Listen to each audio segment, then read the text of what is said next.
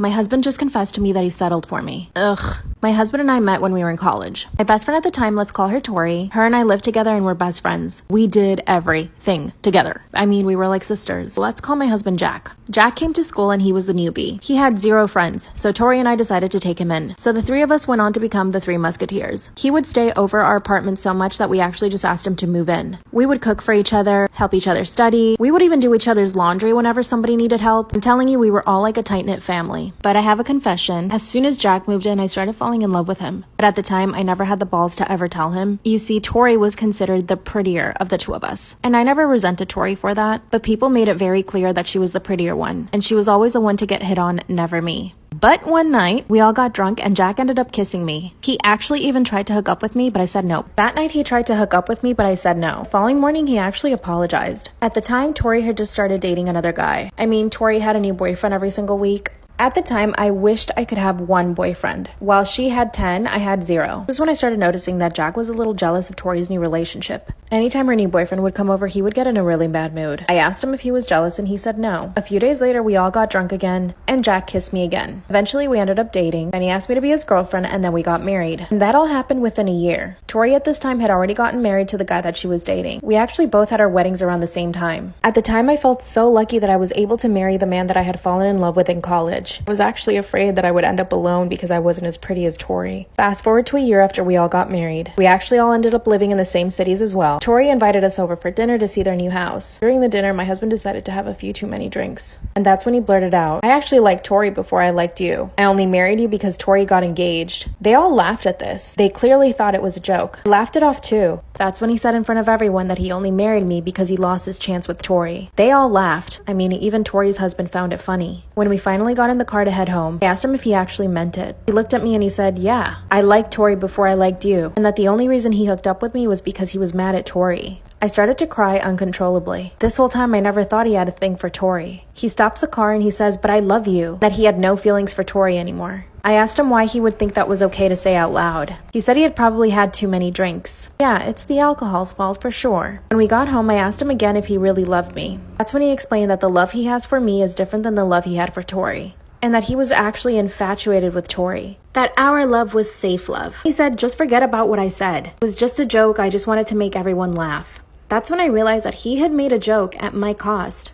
And it was all to make Tori laugh. I called Tori the next day and explained everything to her. That's when she confessed that her and Jack had been hooking up in college. That sometimes they would hook up when I was asleep on the couch. That they had even done it on top of the kitchen counter and in my bedroom. I told my husband, and that's when he said that I needed to let it go. That Tori was part of the past. He doesn't even touch me or kiss me. He's always angry and reproaching everything that I did. Thinking about leaving him. We don't have kids yet. What should I do? Severely obese employee has been causing issues at my business. She told us it was medical, just found out she's a feeder. Help. Alright, so I know this is really bizarre and to be truthful I am totally stumped on my rights, what I can do as an employer in this case. I run an event planning business. I have 15 employees and rent a small office space in a building with 4 other offices in related fields. Each business owner bought the building in 2005 as joint owners because our businesses intended to work together from the start and it's been wildly successful. In 2010 I hired a woman we'll name Sarah. Sarah is a perfectly nice human being, and for years of her employment there was no issues. Full disclosure, Sarah has never been a small woman. I would estimate her weight around 230 pounds when I hired her, but that was never an issue until 2016. At the end of 2013 Sarah went through a bad divorce, and so when she met a nice guy in 2014 we were all very happy for her. She's always been a really private person, but she couldn't help herself talking about him around the office, and by the middle of 2015 they got married. Around early 2016 was when Sarah began experiencing what she told me was health issues diagnosed by a doctor. She began to absolutely balloon in weight over time. I never pushed further, both because her health insurance isn't through my company insurance, it's through her new husband, and because my employees' health issues are none of my business. I assumed she had a thyroid disorder personally, because my mother had something similar happen at a similar age to Sarah. Sarah keeps putting on weight and putting on weight. Our office has stairs that lead to the main door, and when Sarah could no longer properly use the stairs I paid for an elevator upgrade from our business only. We have a vintage building that had a scary older elevator to accommodate her in 2016. I also purchased her a chair for her weight rating, a desk with more space, and have also at times been very lenient on our sick leave policy for her because I was still under the impression this was a medical issue and she'd been such a good employee for years. As a good employer I wanted to make accommodations for what I thought was an embarrassing medical issue. She did request the elevator be updated and the chair, but I offered the desk and a few extra paid days off when she said she was feeling ill. Now is the part where this gets kinda bonkers, and a good time to mention I'm a part of our local kink community. None of my employees know this, as for my reputation locally, me and my husband keep it very private. I was browsing FetLife and came across a profile and instantly recognized Sarah. Her and her husband have a profile with many pictures going back to 2016 chronicling their feeder journey. Sarah doesn't have a medical condition. So now I'm furious. I've spent about $9,200 in accommodations, elevator update, chair, desk, and another $300 in paid time off for this woman thinking she was ill, and she had done this on purpose and lied to me. What can I do? Can I fire Sarah? I don't even want to look at her right now. If I fire her, can she file a disability complaint? Can I report this as fraud? Do I sue her? We do have a company lawyer, however he is on vacation for the next 2 weeks. His partner said he may be able to look at this for me, however he is swamped and said he might not be able to get to it before our usual lawyer would be back. This is why I'm coming here, as at this point I'm considering even putting her on paid leave if I have to, so I don't have to pretend like nothing is wrong for 2 weeks. Update. Also, my last post was at risk for doxing according to mods, so I'm going to be much more vague with this one on locations website data. Mods, if you want something else changed, please let me know. So, on to this weekend's events. Lots of people were saying my best bet at this point would be gathering together the evidence of sick days lining up with photo shoots, so I brought all my work files home and started to go at it. Eventually I got too emotionally tired and started crying, and so my husband took over to do some of the match-up work for me. He was already aware of what was going on, as he was present when I found Sarah and her husband's pictures online. While I had taken a bunch of screenshots, I really had avoided looking at the actual pictures out of a mix of awkwardness, anger, and fixated on the dates listed more. However, at one point my husband called me over and asked me to look at a particular set. Because of our field, my office has a large storeroom where we keep items used for setup. One of her picture sets had been taken in this storeroom over the weekend and had a title somewhere along the lines of naughty work, but not that. To give a bit of an idea of how this was even possible, my building doesn't have key locks, we have a code pad system. My employees all have the codes, and it's not uncommon for any of my employees to visit the office on a weekend to do extra work or even just grab something they forgot to take home. All of that data is saved, however, so I then pulled the keypad records from our server, and sure enough, her code was used the day before the album was posted. At this point I'm ashamed to say I lost it pretty hard and started screaming at the screen. It took a few hours for me to calm down, and then I called my lawyer on his personal cell phone, which he said is allowable in an emergency. He picked up, I gave him a short run down, and he told me to give him a half hour to finish lunch and then he'd call me right away. I laid everything out for him. He tactfully avoided asking me how I found this profile aside from, did someone send this to you, did you have reason to look for it, or did you find it accidentally, which was nice of him, and then asked him what we could do. My lawyer has said we have absolute cause to fire her without worrying about a rebuttal of this being because of her condition, weight gain, and that the best thing will be to have security at the door Monday waiting for her with everything at her desk boxed up and a formal letter of her termination. He then suggested something I hadn't even thought about, which was needing that storeroom professionally cleaned. They used a plastic sheet but still, and how to recover the cost of that from Sarah, as well as sending off a takedown request for the album as my company logo is visible in at least 2 portions of it. He did tell me any of the accommodations I gave her without asking for a letter of disability were on me and not pursuable. At this point I'll probably just get the cost of cleaning that storeroom professionally, and getting rid of Sarah, which is fine with me. My lawyer said he will be reaching out to a friend or two for help, as he's never faced anything quite like this.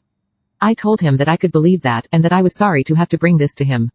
He joked that it was going to be one hell of a case study someday, and that if I need him for anything else related to this before he's back to give him a call. As for me, I'm going to take 3 days off work after letting Sarah go to process my hurt feelings like some of you suggested. Then I'm going to have to install a full camera system in my office space, start building a new set of HR policies, and look for someone to fill Sarah's position. A lot of people asked to know how it went Monday, and I am both glad and sad to say Sarah has been let go without much ado. I went into work early Monday morning and carefully packed and wrapped all of Sarah's stuff. She had a lot of knickknacks, deactivated her door access codes and her employee email, log in, took her name off all our official stuff as an employee, and then was waiting with security when Sarah showed up for work. I handed her the letter, checked and cleared by my lawyer late Sunday night, and then the security guard handed her the box of her stuff. She opened the letter and quickly read through it, and I watched all the color drained from her face when she saw the date I listed for the misuse of company property. I don't want to quote the letter too heavily for privacy, but it also said that she would receive her final paycheck via mail with the $200 removed for the professional floor cleaning, and that all material produced and resulting from the misuse of company property needed to be removed from any online or physical media within 3 days, or I would have to pursue legal action. At this point Sarah started to cry and it absolutely broke my heart, but she didn't make any argument, she didn't even say anything at all, but just handed over her employee badge and then she went back to her car sobbing without any incident. I went back inside and broke the news to everyone else that Sarah had been caught in the misuse of company property and I had to let her go, and that a camera system would be installed this coming Friday. Everyone was pretty shocked, but I asked them to please refrain from discussing the incident as it was a confidential employment matter and they all agreed. Most of them just wanted to make sure I was okay, as apparently I looked a mess. I'm taking my 3 days off work now, at home with my husband and our dog. I checked her FetLife account late Monday night and the photo set taken in the office has been wiped. Someone suggested I take my account offline for a bit, so I did, since I don't use it much anyways. I have cried a lot the past couple days now that the anger has pretty much gone out. Overall I still feel terrible about everything, but I suspect that will die out over time. Update 4, Feeder Employee. So for those of you saying this wasn't over, I'm really unhappy to say you were right. At this point I really just wish this was over, I'm so overwhelmed and drained. Writing it all out has really helped me out, and I know you guys like knowing the ending to stories, so I hope no one minds another update. Now onto the update. Saturday Sarah's husband showed up at our building after dark, broke into the entranceway and was in the process of trying to break into our offices when the police showed up and arrested him. Thankfully the cleaner was in the upstairs hallway and heard him smash the lock on the door in order to get into the initial entranceway, then hid and called the cops.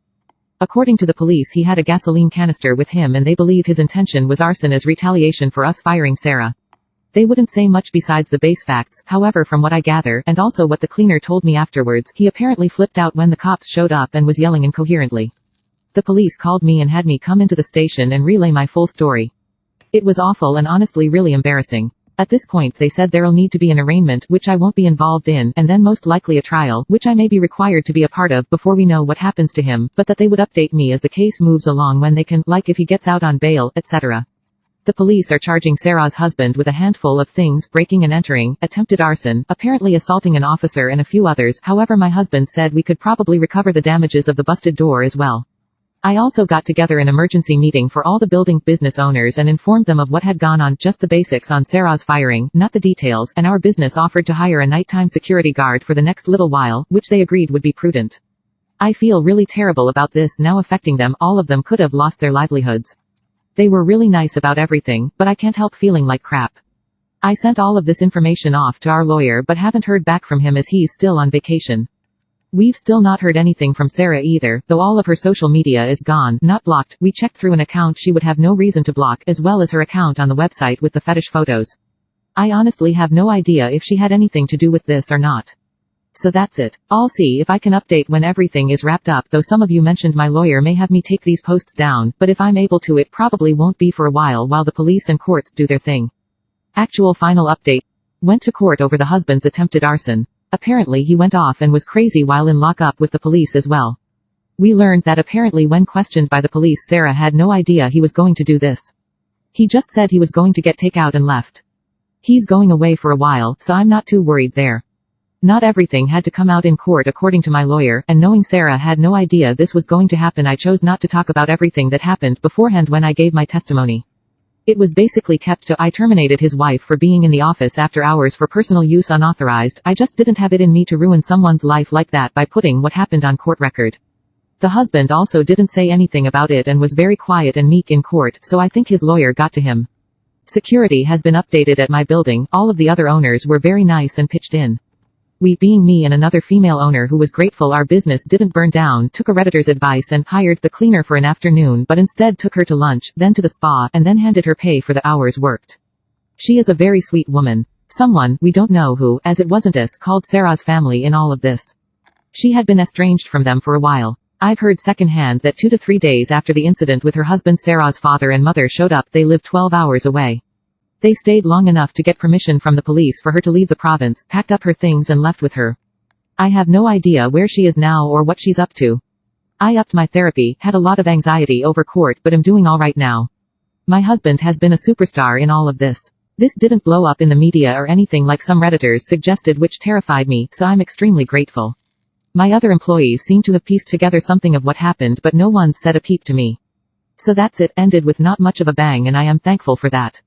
My business is alright and I'm alright, and that's really good. Am I the asshole for letting my pregnant coworker get in trouble? I, 24 female, work an office job. I have a coworker, Ann, 28 female. Ann is currently 6 months pregnant. We have a dedicated break room where we go for lunch, as we aren't allowed to eat anything or drink anything except water bottles in the office because of the computers. We all have our own break schedules that are the same every day. Ann and I go to break together. Our lunch break is from 1:30 to 2:30. No one else is on the schedule and take their breaks earlier or later. In the break room, there's a few chairs and a couple of couches. Over the past 2 weeks, Ann has started taking naps on one of the couches during her lunch break. I know it's not my business as to what she does on her break. She can do what she wants. Last Friday, Ann and I were taking our breaks as usual. I was listening to music on my headphones, and when it was around 2:30, I got up to go back to work. I didn't really pay attention to what Ann was doing. Everyone was confused and was saying, "Where's Ann?" by around 3 o'clock because they needed her. Ann, our boss, went into the break room and Ann was still sleeping. Ann got a warning from our boss. Ann is now angry with me because our breaks end at the same time, so I should have woken her up. She said I am selfish and careless. A lot of our coworkers are on Ann's side and agree. I told Ann if she can't wake up, she shouldn't sleep during her break. She said the baby makes her tired and accused me of calling her lazy and being insensitive. Just an edit. When my break was ending, I was scrolling on my phone and listening to music. I have ADHD. When I do these things, I'm quite oblivious to my surroundings. I didn't not wake Ann because of malice. My boyfriend has a fetish which may seem a bit weird to some. I know some girls are into this, but here the role is reversed. In the bedroom, he really likes to act like a little boy and call me mommy. For example, when going down on me, he might say something like, "Mommy tastes funny down there, but it's okay because I love my mommy." Or after he climaxes, "Thank you, mommy. I'm so happy. I love you." I mean, you get the idea. At the beginning, when he first opened up to me about this sort of thing, I found it really off-putting and even considered breaking it off because of it, but I know that it's important to him and I actually kind of enjoy playing the part, to be honest. Recently, I was out drinking with 2 of my friends. The talk shifted to guys in our sex lives. So, for some reason, I was really pretty drunk at this point. I thought it would be hilarious to tell them about the whole mommy thing we got going between us. I didn't get the reaction that I expected though. They seemed slightly disgusted and we ended up changing the topic. So, the other day, one of my friends came by to pick me up to go out together again. I say to my boyfriend that I'll be home after midnight and he says he'll see me later and that he'll be up waiting for me. At this point, my friend decides to tease him and says, feeling lonely without your mommy then? Don't worry, she'll be back soon if you're a good boy. Then you can cuddle again. At first, he didn't react at all, then he seemed terrified, ran away and actually locked himself in his bedroom. I didn't go out that night. I apologized to him numerous times. He told me that he felt embarrassed and he couldn't believe that I would tell this to someone. What if she told others? No one would ever take him seriously again and only think of him as a sexual deviant who likes to call his girlfriend mommy. Things haven't gone back to how they were. He says he's not sure if he can trust me again and I'm not sure how I can assure him that he can do so. I want to win his trust back but I don't know how. Any ideas on how to do so and regain the trust that I lost by telling my friends about this? Am I the asshole for sending my boyfriend a photo of me at the hospital? So, I, 20 female, was recently admitted into a hospital for a night due to a serious but non-life-threatening illness. I was completely out of it for several days, with horrible pain, before my roommate convinced me to get medical help. She took off work to stay with me in the hospital, and I cannot express how much her support has helped me, as my own family lives too far away. Now, I've been dating Sam, 19 male, for about 9 months. He knew I was sick, and so I texted him when I was first going to the hospital to update him. Since he was at work, he didn't read the message until much later. I sent him around 6 text messages, updating him with what the nurses were saying, and including a photo of me on an IV giving a thumbs up. It was my first time ever in the hospital, and I just wanted to keep the shitty situation as lighthearted as possible. He responded a few hours later with a thumbs up, and that was all. I asked if everything was all right, and he said, "Yeah, just you being in the hospital is giving me a lot of anxiety. I'd rather not see you looking like that." I told him that was okay, and I didn't message him for the rest of the night, not thinking much of it. The next afternoon, his mom called me, asking me if I was all right. She had the impression that I sent him the hospital photo after he told me not to share any information and was disrespecting his request. She then reminded me that his grandfather only died a year earlier, where Sam had to spend a lot of time in and out of the hospital, so the updates were making him grieve all over again. I apologized to her and sent him a text saying that I didn't mean to hurt his feelings, and he left me on read. My roommates think I didn't do anything wrong at all, and that he's being too sensitive/immature for involving his mom. Personally, I think this is a little unfair, as he was really close with his grandfather and struggles with anxiety. I really feel guilty, as I know how his mental health can be and never want him to suffer. So am I the asshole? So there is a quick update here. This morning I woke up to a text from Sam asking for a breakup. He told me he needed to focus on himself and that there's too much drama in this relationship. She goes on to say, "I've been with Sam through all of his anxiety attacks, holding him crying in my arms more times than I can count. He has never done the same for me. I've made excuses over and over for this behavior. I've begged him to go to therapy, and he's always refused. The hospital stay and your comments have been eye-opening. Oh, and his mom? She reminded me to let go of my feelings and do what's best for me. I'm starting up therapy because I'll be needing the support. Oh shit, this is what the mom said. She said, let go of my feelings and do what's best for me, and that she's starting up therapy because she'll be needing the support when I'm gone. She needs therapy for the support when the girlfriend is gone. I was looking through my family history on Ancestry.com. I found photographs of my daughter from the 1800s. I stared at the black and white photograph illuminating my MacBook screen. Then I looked up at my daughter. She was sitting across the dinner table, busily sketching in her coloring book with a crayon. My eyes wandered across the laptop's bright, sleek screen again. I studied every detail of the photograph, burning the image into my memory. The tousled, coal black hair. The doe eyes, the button nose. The beauty spot on the chin. The girl in the photograph was almost a perfect carbon copy of Freya. Of course, it makes sense that one of my ancestors would share my daughter's facial features. But still, the resemblance was uncanny. The girl in the photograph and Freya were virtually twins. The girl in question was apparently one of my great-aunts from my mom's side. I signed up to Ancestry.com earlier that day and it didn't take me long to find her in my family's archives. The life story section under the photograph helped me to fill in the blanks. When Anna Allison Seaver was born on 7th of August 1872, in Tappahannock, Virginia, her mother, Lottie, was 17. I scrolled further down the gallery section. An assortment of old photographs popped up on the screen. Dozens of them. But nearly all the photos were from when Anna was young, no older than 11 or 12. There weren't even any photographs of her in her late teens or early 20s. I found out the reason why when I discovered the death records. Name, Anna Allison Seaver.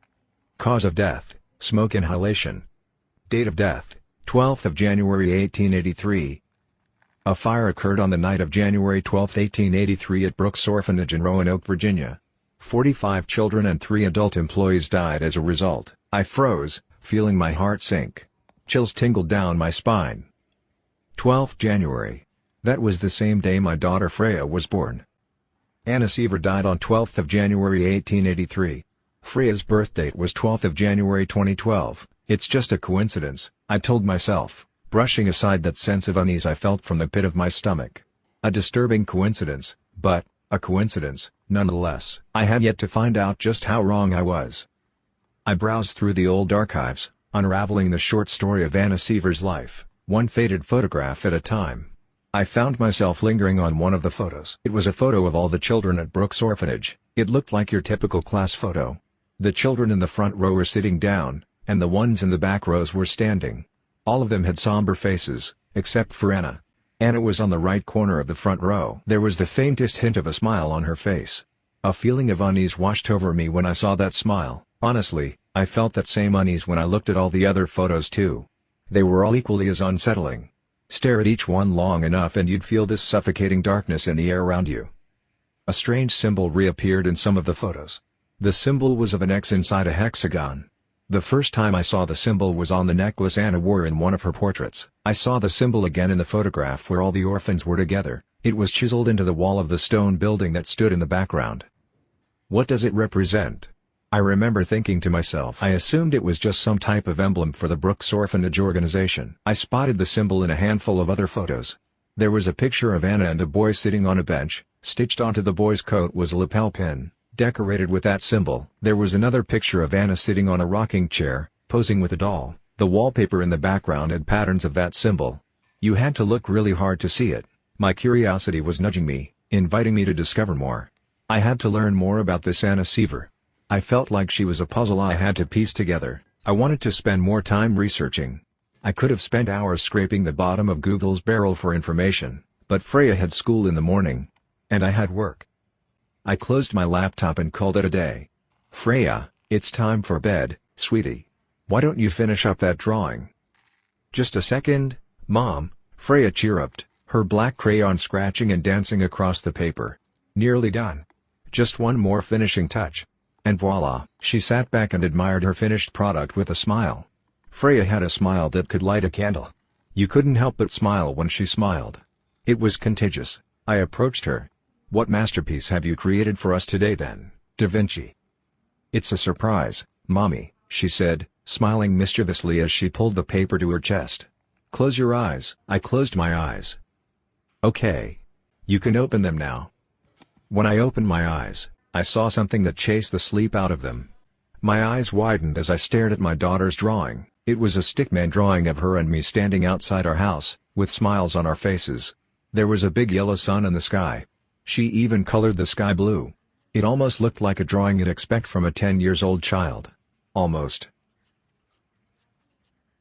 My entitled mother steals my make-a-wish moment by forcing me to do what she wants instead of what I want. And to this day, I'm still upset with her about what she did. Here's what happened. So today, I am 13 years in remission from cancer. I had a very aggressive type with less than 20% chance of survival for the first 5 years. As I was 16, I qualified for Make-A-Wish. I'd played around with a bunch of potential ideas, as well as some destination vacations, meeting my favorite band, getting electronics, all kinds of things were on the table. Once the idea of traveling somewhere warm came up, my entitled mother was convinced that was what was going to happen for my wish. The discussion of Barbados came up, so that's what she set her mind to. However, I was still on the fence, and after discussing it with my correspondent at Make-A-Wish, I wanted to meet my favorite band instead of going to Barbados. We would not have been able to go to the Caribbean for the trip simply because of the costs, but we still could have gone somewhere warm and out of the country. For context, we live in northern Canada and the winter times are still very, very cold. There was talks of Florida, California, or even Hawaii as a destination to meet them at. I even wrote a letter directly to this band, explaining how listening to them helped me through my treatments, explaining how one song in particular was really special to me, and my correspondent had mailed it out to the managers, and they were going to begin preparations